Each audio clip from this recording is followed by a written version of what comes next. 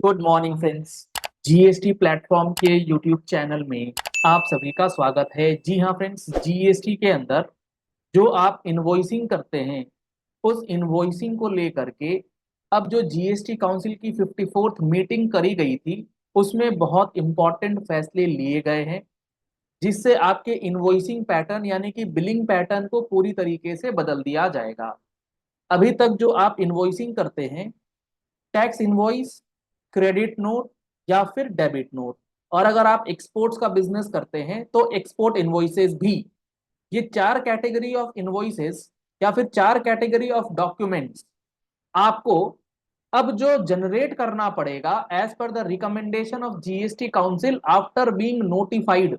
जब नोटिफिकेशन आ जाएगा मोस्ट प्रोबेबली अगले हफ्ते अगले महीने, जब भी आपको मेंटली अभी से प्रिपेयर हो जाना है और ये वॉलेंट्री बेसिस पे करना स्टार्ट कर देना है, क्योंकि जो चीजें होने जा रही हैं वो बहुत बड़े लेवल पर होने जा रही हैं।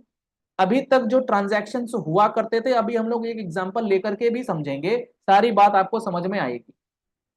तो जो प्रोविजंस हैं उस प्रोविजन को अभी आपको सिर्फ रजिस्टर्ड टू रजिस्टर्ड बिजनेस के लिए लागू करना था। यानी कि अगर आप किसी रजिस्टर्ड पर्सन को बिजनेस करते हैं या रजिस्टर्ड पर्सन को माल बेचते हैं या सर्विसेज देते हैं, तो आपको ये प्रोविजंस जो ई इनवॉइसिंग की बात हम लोग कर रहे हैं उस ई इनवॉइसिंग को फॉलो करना है। लेकिन अब गवर्नमेंट इस ई इनवॉइसिंग के पूरे कॉन्सेप्ट को एक्सपैंड करना चाहती है, इसका स्कोप बढ़ाना चाहती है। और गवर्नमेंट ये कह रही है कि अब हम बी टू बी के साथ साथ बी टू सी, जी हाँ फ्रेंड्स, बी टू सी के अंदर ई इनवॉइसिंग कंपलसरी करेंगे। इम्पैक्ट कैसे होगा, प्रैक्टिकली किस तरीके से, क्या प्रोसेस रहेगा और कौन सा पॉइंट ऐसा है जो कि आपको ध्यान में रखना है ताकि e invoicing for B to C category जो है उसमें कोई गलती ना हो जाए। इसके लिए मैं आपको एक सिचुएशन के साथ सारी चीज समझाऊंगा ताकि कोई भी पॉइंट आपसे मिस ना हो। तो जुड़े रहिएगा इस वीडियो के एंड तक और ज्यादा से ज्यादा लोगों तक शेयर कीजिएगा अपने कम्युनिटीज में, कमर्शियल ग्रुप्स के अंदर, जहां पर भी जीएसटी का इम्पैक्ट डायरेक्टली और इनडायरेक्टली रहता है। आप अगर देखेंगे तो जीएसटी काउंसिल की मीटिंग के अंदर जो फैसला आया था B to C e invoicing को लेकर के, इसमें इन्होंने बोला है the GST council has recommended for roll out of a pilot B to C e invoicing. B to C e invoicing को रोल आउट किया जाए following the successful implementation of e invoicing in the B to B sector. B to B sector के successful होने के बाद अब B to सी के अंदर ई इनवॉइसिंग कराई जाए। The council recognized the potential benefits of e invoicing in retail. Government ने पोटेंशियल देखा है रिटेल सेक्टर्स के अंदर कि वहां पर बहुत ज्यादा रिक्वायरमेंट है B to C e invoicing के लिए, such as improved business efficiency, जिससे आपके बिजनेस करने का जो एफिशिएंसी है वो बढ़े। इन्वायरमेंट फ्रेंडली, पेपर का कॉस्ट कम हो जाए, पेपर प्रिंट कम निकले। Cost efficiency to the business, paper का खर्चा बचा रही है गवर्नमेंट आपका, सोच रहे हो आप कितना ख्याल रखती है गवर्नमेंट आपका, पेपर का खर्चा बैठा रही है, कॉस्ट ऑफ बिजनेस कम करना चाहती है।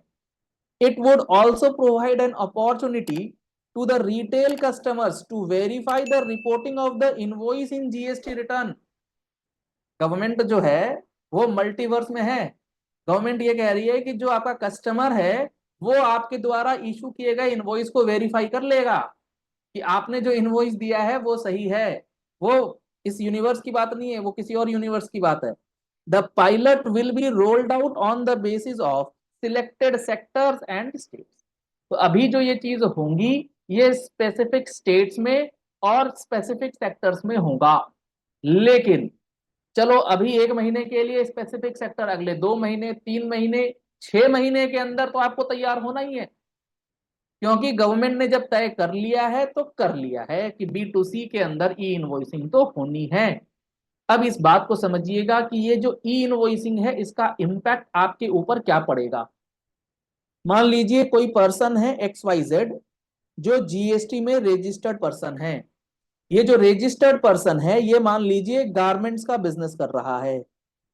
अब ये गारमेंट्स का बिजनेस कर रहा है, ये अपनी सेल कर रहा है। सेल ये दो तरीके से कर सकता है, बी टू बी या बी टू सी। B2B का मतलब ये रजिस्टर्ड पर्सन को माल बेच रहा है, इसमें कोई दिक्कत नहीं, इसमें तो अभी आप ई इनवॉइसिंग कर रहे हैं, करते रहेंगे। अभी तक ये B2C का जो इनवॉइसिंग हो रहा था, इस पे ई इनवॉइस नहीं जा रहा। जब ई इनवॉइस नहीं जा रहा है तो क्या होता है, ई इनवॉइस अगर नहीं गया तो आप बिल करते समय क्या करते हैं, बिल में लिख दिया आपने, ऊपर नाम लिख दिया कैश, कैश लिख करके आपने बिल फाड़ दिया।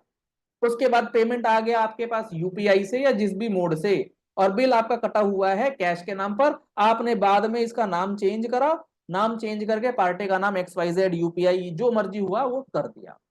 अभी कर पा रहे हैं क्योंकि ई इनवॉइसिंग नहीं है, गवर्नमेंट के पोर्टल पे कोई डेटा नहीं है। लेकिन जैसे ही इसका ई इनवॉइसिंग लागू हो जाएगा, फिर क्या होगा, जब ई इनवॉइसिंग B2C पे लागू होगा तो आपको ध्यान रखना होगा कि नेम ऑफ पार्टी जो आप मेंशन कर रहे हैं वो प्रॉपर रहे। भले ही वो अनरजिस्टर्ड हो, भले ही वो कस्टमर हो, आप ये नहीं कर पाएंगे कि आपने कैश लिख करके ई इनवॉइस निकाल दिया, उसके बाद मन किया तो उसको चेंज कर दें, मन किया तो उसको डिलीट कर दें, चेंज कर दें। कई बार होता है सेल एडजस्ट करने के लिए आपने दिखाया था मान लो 10,000 रुपए B2C, अगर आपको सेल एडजस्ट करना है, गलती से आपके पास 10,000 का बिल चला गया, कटना चाहिए था 5,000 का बिल, आप क्या करते हो, इसे संगे संग डिलीट किया, एडिट किया, मॉडिफाई किया, बिल आपने चेंज कर दिया। ई इनवॉइसिंग बन जाने के बाद अब आप इस बिल को चेंज नहीं कर पाएंगे। आपको चेंज करना है, आप क्रेडिट नोट इशू कीजिए, क्रेडिट नोट के मैकेनिज्म में आपको जाना पड़ेगा। तो यहां पर जो B2C इनवॉइसिंग को लेकर के जो लूप होल्स थे, जो कमी पेशी रह गई थी, उसको गवर्नमेंट अब धीरे धीरे बंद कर देगी।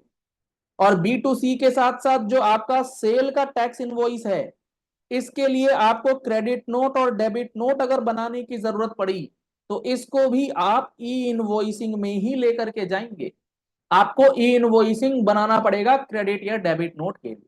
सर हमारे ऊपर ई इनवॉइसिंग लग भी गया, अगर हम नहीं भी बनाते हैं तो क्या ही हो जाएगा, सामने वाले को ना तो क्रेडिट लेना है ना कुछ, क्या ही हो जाएगा, गवर्नमेंट को पता कैसे लगेगा। समझिएगा इस बात को, जब ये प्रोविजन लग जाएगा ना B2C इनवॉइसिंग का, और आप ई इनवॉइसिंग के अंदर नहीं कर रहे हैं अगर इनवॉइसेस, तो आपके ऊपर पेनल प्रोविजंस लगेंगे। किस चीज के पेनल प्रोविजंस, पेनल प्रोविजंस इसलिए लगेंगे कि गवर्नमेंट आपको ये कह सकती है आपने बिना इनवॉइस के माल बेचा। अरे सर बिना इनवॉइस के कहां, इनवॉइस तो हमने बनाया था ना अपने अकाउंटिंग सॉफ्टवेयर से, टैली वगैरह से। अगर आपके ऊपर ई इनवॉइस एप्लीकेबल है तो एप्लीकेबल होने के बाद अगर आप इनवॉइसेस ई कैटेगरी के अलावा कोई भी मोड में बनाते हैं तो वो इनवॉइस इनवैलिड है। इस बात को अच्छे से समझ लीजिए, अगर आपके ऊपर ई इनवॉइस एप्लीकेबल है तो आपके द्वारा बनाया गया कोई भी इनवॉइस अदर देन ई इनवॉइस, चाहे आपने किसी भी मोड में बनाया हो, वो इनवैलिड माना जाएगा, वो मान्य नहीं होगा, वो मान लिया जाएगा कि आपने इनवॉइस कभी बनाया ही नहीं। और जो रिपरकेशंस होते हैं उन इनवॉइसेस के, जो बिना इनवॉइस के माल बेचा जाता है, वो सारा का सारा रिपरकेशन आपके ऊपर डाल दिया जाएगा। तो इस बात का खास ध्यान रखें और अपने B2C ई इनवॉइसिंग के टेंडेंसी को डेवलप कर लीजिए, क्योंकि आने वाले समय में ये चीजें लागू होने जा रही हैं। चलिए इस वीडियो को यही एंड करते हैं, आशा करते हैं आपको ये बात अच्छे समझ में आ गई होगी, सारा का सारा पॉइंट आपके दिमाग में फिट बैठ गया होगा कि आगे चल के करना क्या है। अगर आपको ये वीडियो पसंद आया, इस वीडियो को लाइक और शेयर कीजिएगा। पहली बार आए हमारे यूट्यूब चैनल पर तो ऐसी ही प्रैक्टिकल और एनालिटिकल वीडियोस देखने के लिए आप हमारे यूट्यूब चैनल जीएसटी प्लेटफॉर्म को फॉलो कर लीजिए, ताकि कोई भी इंपॉर्टेंट इंफॉर्मेशन, नोटिफिकेशन, अपडेट आपसे मिस ना हो जाए। Thank you and have a nice day.